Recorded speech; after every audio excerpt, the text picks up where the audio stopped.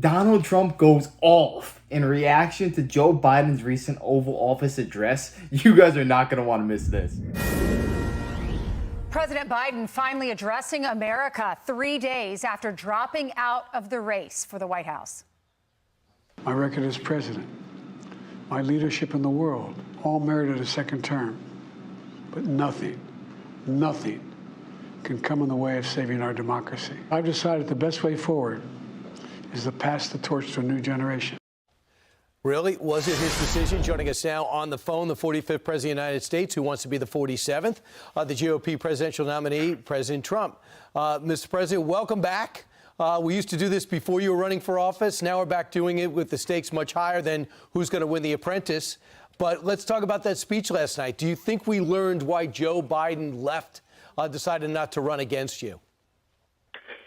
Well, I think it was a coup. They didn't want him running. He was way down in the polls, and they thought he was going to lose. They went to him and they said, you can't win the race, which I think is true, unless I did something very foolish, which I wasn't going to do. And I think he was so far down, and they said, you're not going to win, and you're not in great shape, and you did poorly in the debate. I think the debate started everything. That really started the fall if he didn't have the debate. And remember, they challenged me. I didn't challenge them. They said, let's have a debate. They gave me everything I didn't want, from Jake Tapper to everybody else in CNN, and I said I'll take it, because I was surprised that he was willing to debate. So we debated. It didn't turn out well, but it really began from the debate, and the ratings, his approval numbers went very bad, and I was beating him by a lot, and all of a sudden you could see what was happening. They were trying to do a coup, and I have it from very good information. I know a lot of people on the other side, too, that they went and they forced him out, between Pelosi and Obama and some others that Right. you see on television. It was interesting. I'd watch them on television, and they act so nice. Oh, yes, we love Joe. We love Joe. Behind the scenes, I know for a fact they were brutal. So, Mr. They President, pushed him out. People are forgetting this. The Democrats are the one who pushed for the debates that early in this presidential cycle, because normally the first debates aren't until September or October. This one was in June. My theory is if Joe Biden did well in that debate, they'll keep him. But if he performs badly, we have enough time to change candidates. Because if this happened in September or October, they would have been stuck with him. yesterday during that Oval Office address to resign, because there's clearly something up right now. The reports are coming out that he's fallen asleep in cabinet meetings. They're scripting everything. You have aides saying that Nancy Pelosi had to take over infrastructure negotiation because he was all over the place. Should he have resigned yesterday in this speech? He's been this way for a long time. He hid in his basement during COVID. They pulled a fast one. He was in his basement. When I was campaigning, I say, where is this guy? He's never out. And he's been this way for a long time. I think he's worse now. I watched the speech last night, and look, the amazing thing is you look at the other networks, they say, oh, wasn't that a wonderful speech? Wasn't he wonderful? It was terrible. It was like a terrible speech and terrible delivery. He looked like he was having problems. And yet you watch the other networks and you would think he was Ronald Reagan in his prime, Winston Churchill in his prime. And he wasn't. It was not good. It was not a good speech. The look, the sound, the voice, everything. And, it's so phony what's going on. I mean, the press is it's so fake. Anybody can see it was a problem. He's a problemed man. Should he stay? I guess that's up to him, and it's up to the people. And I don't think they should use the 25th Amendment. You have not long to go. We have 4 months now, and then he's got another month and a half. But I will say this, the world is in a very dangerous place. I think if he goes, she then takes over, and she's worse than he is. I really believe she's a San Francisco radical. She's actually, I think, a much worse candidate than he is. And she's not doing very well in the polls, considering she's got a little birthday present. Well, she's so progressive, and you can just look at her voting record. Nonpartisan Government Track says she's the most liberal U.S. senator. She's more liberal than Bernie Sanders when you look at her record. And last night, I don't know if you watched Sean's show, but in his A block, his monologue, he went through all of her radical proposals. And then he would say, listen to it in her own words. And then you play a soundbite of what she wanted to do and her saying that she wanted to do this. She's against fracking. She likes the open border. She's not going to criminalize people who walk across the border, on and on and on. It just laid out how drastic her policies are. Can America survive a Kamala Harris presidency? No. And she also wants to defund the police, and she really wants to do it more than any other person. She's the most radical person probably that we've had in office, let alone the office of the presidency. She was a horrible campaigner when she ran. You know, she ran against Biden, and I thought he was terrible, but she was terrible. She was horrible. And she was the meanest person up there. You know, she was meaner to him than anybody else. She accused him of being a racist with the buses, if you remember. She was the meanest person, but not a very good debater, but nasty, just nasty to him. And then when he chose her, I said, how do you do that? A person treats you so badly. He was treated so badly during the debates. And he wasn't all there even during those debates. I mean, that was a long time ago. He still wasn't there.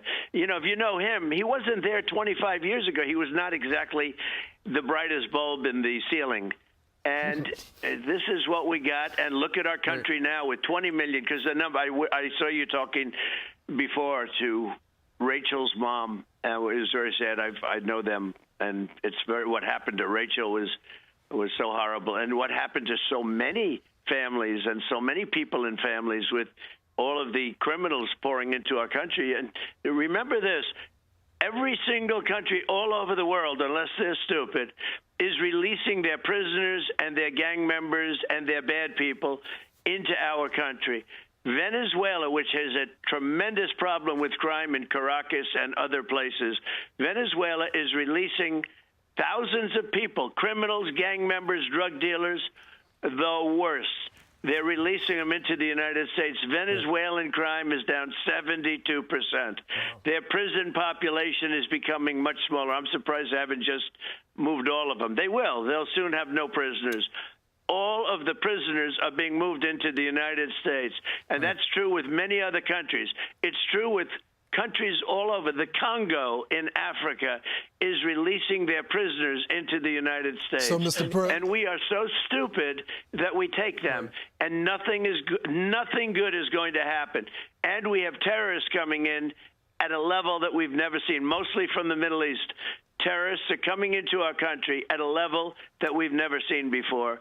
And this is so bad for our country. There is nothing good about it. This is so bad for our country. Who was the person in the Biden administration who was in charge of the border? I'll tell you exactly who it was. It was the border czar, Kamala Harris. Our border has never been so disastrous and so weak than it has under Kamala Harris and Joe Biden. And if we can't trust this woman with the border, how can we trust her with the country? That doesn't make any sense. It's a logic fail. And the thing that I find so interesting is that Barack Obama refuses to endorse Kamala Harris for the sheer reason that he does not think that she has what it takes to beat Donald Trump. And you know what? I think he's right. We all know Obama has massive pull in the Democratic Party. He wants an open convention. Kamala does not. So it's going to be very interesting to see how this stuff plays out. From the new caravan that is heading our way. Mr. President, you know, it was just about a week ago that you selected JD Vance to be your running mate. Now we know that Kamala, at that point you didn't know that Kamala Harris was going to be your main opponent, but now she is. And I'm sure you've seen there have been a couple of stories out that say they wonder whether or not you feel you made the right pick, given the fact you didn't realize you were going to be running against a woman who might now try to pick a running mate to deliver a key state or a demographic or anything like that. You're still 100% behind JD Vance, right? He's fantastic. Yeah, no, it wouldn't have mattered. And I thought she was probably going to happen anyway, because I knew there was a palace coup going on, and I assumed that she'd be probably getting it. She had the advantage. So, no, it wouldn't matter. No, he's doing a fantastic job. He goes around. He's essentially for the worker. He's seen the worker be horribly abused and taken advantage of, and he's for the worker. That's what his book is about. Right. That's where his feelings are. Gotcha. No, he's for the worker. No, he's great. He's doing a great job, and he's been very well received. Well, Kamala Harris has given 2 speeches now that she's the candidate, and she's going, they're almost identical speeches. This is what she's doing. She's going after you this way. Watch. before I was elected vice president, before I was elected United States Senator, I was elected Attorney General of the state of California, and I was a courtroom prosecutor before then. I took on perpetrators of all kinds. Predators who abused women, fraudsters who ripped off consumers, cheaters who broke the rules for their own gain.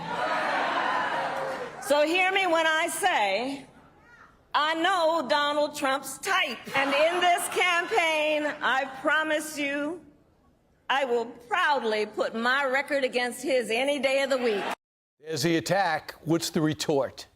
Well, I think it's disgusting, and I get a kick out of one thing. They say, sir, be nice. You just got hit with a bullet. Maybe he's changed. Be nice. And I'd love to be nice, but I'm dealing against real garbage. When you hear that, they've weaponized the justice system against me. They've indicted me 4 times. They've pushed other lawsuits onto me. It's never happened in this country. This is like a third world country, what they've done, a banana republic. Every single court case that I have is pushed on by them. They've taken the Justice Department, used local DAs, and used local attorney generals. Every single case I have, and I just won the big one in Florida, that Biden didn't win. What happened to Biden is they called him incompetent. He can run for president, but he's incompetent to represent himself in court. But just so you know, they push all these cases on me. They're the ones that started. And then they say, I'm a prosecutor. He's a criminal. They're the ones. Every case is started by them. And I'm winning the cases. But every case, and the big one I just won in Florida was just thrown out by a brilliant judge, to be honest with you. Eileen Cannon. And it's disgraceful. It's disgraceful that they can do this. It's called weaponization, and it does happen in other countries. So, Mr. President, but does it get under your skin? It's never happened in this country before. Does that get under your skin when those comments are made? Because that's what they're meant to do. It's not a question of getting under your skin. You fight back. I fought back, I think, very valiantly. But they weaponized the United States Justice Department against Donald Trump for purposes of hurting their political opponent. And so far, and I think long term, it's had a positive effect. My poll numbers are high. They're higher than they've ever been. People don't like what they're doing. They weaponize it to go after a political opponent. Now, and she was very much in charge, and she was a prosecutor, but she was a failed prosecutor. She put a lot of people in jail that should have never been there. She put people in jail that were political enemies. She's bad news. She's a radical left, not very smart person. Mr. President, she failed her bar exam. She couldn't even pass her bar exam. So it was brutal on her. She couldn't pass it. She thought she'd never be able to pass it. This is what we have as our next president. You don't have to be a rocket scientist to see what the Democratic Party are trying to do to Donald Trump. They can't beat him on policy. They will try and stop him any way they can. And Kamala Harris has some audacity for saying that at a rally because they're the ones who are actually going after Donald Trump. If Donald Trump never went into politics and he was just sitting on the beach drinking some pina coladas, I know for a 1000% certainty these cases would not be coming up. He is a thorn in the establishment's side. That is the only reason they are going after him. The more they persecute this man, the more people love Donald Trump and they become fans of him. And the people are getting engulfed in the movement that is America First. I mean, how can you not? If you witness such corruption, you can't help but be drawn to the other side. All that's doing is bringing more people behind Donald J. Trump. So bring it on. But yeah, let me know your thoughts on this down below. Do you think Kamala will be the Democratic nominee come this November? Or do you think they're going to make another change in the Democratic Party? Let me know your thoughts down below. And if you enjoyed, make sure to smash that like, comment, subscribe, and wish you guys nothing but the best. Till next time.